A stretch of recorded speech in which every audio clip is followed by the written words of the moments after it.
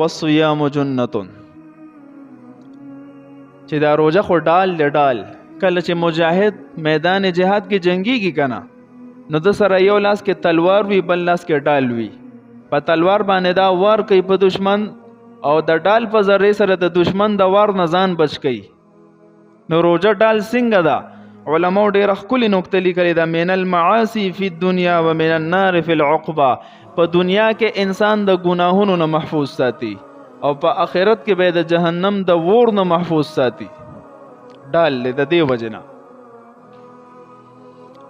وَإِذَا كَانَ يَوْمُ صَوْمِ أَحَدِكُمْ فَلَا يَرْفُثْ وَلَا يَسْخَبْ. آداب بیانې چې کله د روزه شروع شي نو بیا به د عیاشۍ خبرې نه کې، د بې حیایۍ خبرې به نه کې، ځکه کو بې حیایۍ خبرې د شروع کې ګناه شروع شوه نو روزه ډال پاتې نه شوه.